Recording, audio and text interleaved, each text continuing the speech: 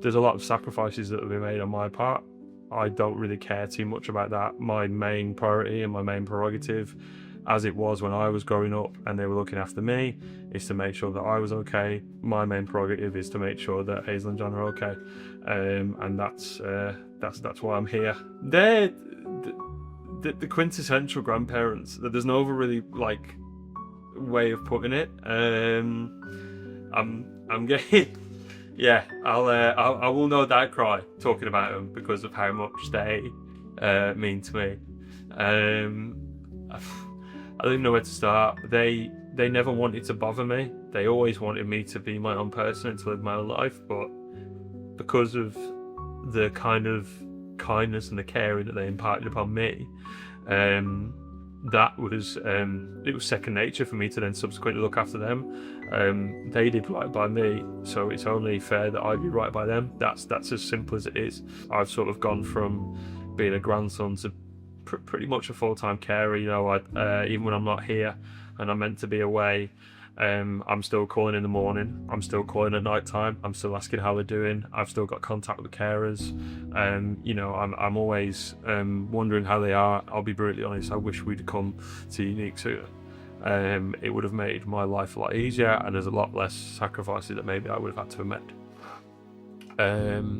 It was about 2 years ago. I'd come down to watch the wrestling. So that's why I got in that weekend. I just started a new job as well, and it was actually a freezer that my nan and granddad have got, or they used to have. My granddad had a bucket of water on there, and I was kind of like, why is there a bucket of water in the freezer?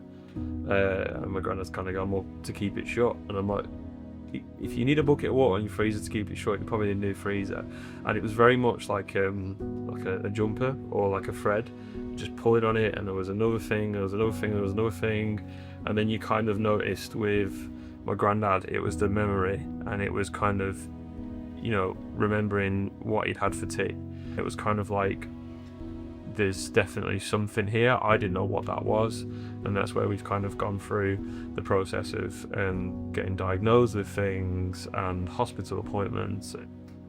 He got a diagnosis of dementia due to late onset Alzheimer's in May of last year, so May 25. It was very much kind of a yin and yang type situation, whereas my nan had the sort of, again, cognitive side of things, whereas my granddad had the mobility side of things, but not the cognitive, and vice versa. And there comes a point in time where you kind of have to balance between, again, whatever sacrifices you want to make. I keep using that word sacrifices, but whatever you have to put yourself through, whatever you have to do, there comes a point where you're like, well, it's worth it because they're smiling, or it's worth it because they had a good day, or they had a good meal, or they had, like, whatever it is, it's worth it. And it was challenging, and it still is challenging, don't get me wrong. He does work hard. He's put up with a lot over the past 2 years. It was too much.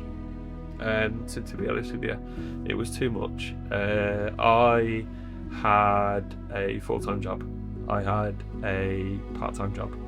At the weekends, I had a fiance, and I was still coming down here. So I was doing 35 plus hours a week, 36 hours a week. Then I was doing my job at the weekend. Then I was coming down here, and I was trying to meet all their needs. It was too much. It ended up with me having to give up my full-time job last year, to sort of become a full-time carer here, which I've done for about a year now. So it was kind of as if I couldn't have my own space. I couldn't have my own needs, you know, my sort of mental health and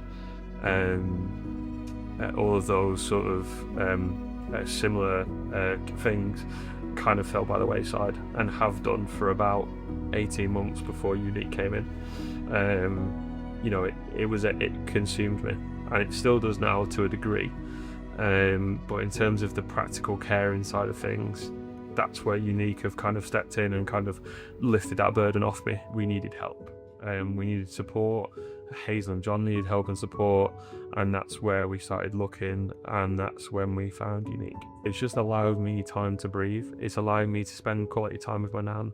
It's allowed me to have chats with my granddad when he feels up to it. They're not just carers, but they care as well. And as far as I'm concerned, the level of care they provide is way above my expectations. And also, it doesn't get better. My whole philosophy is, why would you, if you found what you perceive to be the best, why would you try and get better? You can't. It's not possible. You know, looking back across the totality of the time I've been involved in a caring capacity of a nan and granddad, you know, if we'd have gone to you guys sooner, if you guys would have been involved sooner, then maybe there's certain things just in a personal life that I would have been able to do. There's not as many sacrifices that I would have had to have made, and I think that's what it boils down to. They do a lot more, far more than I could ever do. Everybody needs looking after. And I didn't realise, when we arranged before Christmas we were going to have carers, I thought, oh heck, what they're going to be like. But it's nice to have people around you can talk to. I think it's good. They'll listen. I'm more than satisfied. I think if you're looking, chances are you probably need it. If you're anything like me, I was looking, I definitely needed it. And the level of relief, the peace of mind you get, without question.